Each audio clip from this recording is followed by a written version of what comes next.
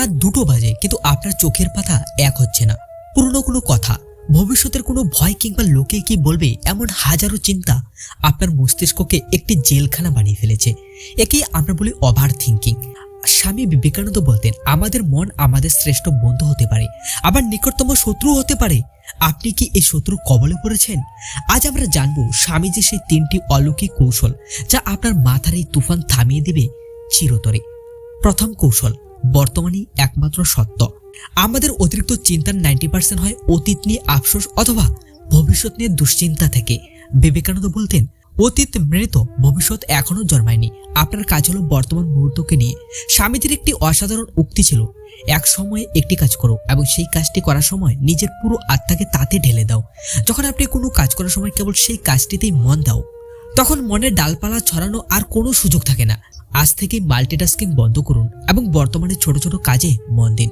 দ্বিতীয় কৌশল, বিবেকানন্দ রাজযোগে একটি চমৎকার পদ্ধতির কথা বলেছেন। তিনি বলতেন, মনকে দমন করার চেষ্টা করবে না, বরং মনকে পর্যবেক্ষণ করুন। চিন্তা যখন মাথায় আসে তখন তাকে বাধা দেবেন না, বরং দূর থেকে দেখুন। যেমনটা আপনি রাস্তার গাড়ি চলাচল দেখেন, নিজেকে মনে মনে বলুন, আমি আমার চিন্তা নই, আমি আমার চিন্তার দর্শক মাত্র। আপনি যখন চিন্তার সাথে নিজেকে জড়িয়ে ফেলেন না, তখন সেই চিন্তার শক্তি ধীরে ধীরে কমতে শুরু করে। এটাই হলো মনকে বশ করার প্রাচীন ভারতীয় বিজ্ঞান।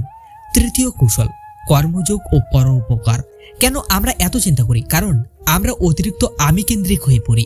আমার কি হবে, আমি কি পাবো, এই আমিই হলো অতিরিক্ত চিন্তার জন্মদাতা। বিবেকানন্দ বলতেন, নিজের জন্য ভাবা বন্ধ করো এবং অন্যের জন্য কিছু করো। যখন আপনি কোনো বড় লক্ষ্য স্থির করেন বা অন্য কারো উপকারের কথা ভাবেন, তখন আপনার ক্ষুদ্র আমিত্ব বা ইগো দূর হয়ে যায়। আর ইগো যখন থাকে না, তখন দুশ্চিন্তা পালাতে বাধ্য হয়। আপনার শক্তিকে উচ্চতর কাজে ব্যয় করো, দেখবে মন স্থির হয়ে গেছে। জীবন খুব ছোট, অতিরিক্ত চিন্তা করে এই অমূল্য সময় নষ্ট করবেন না।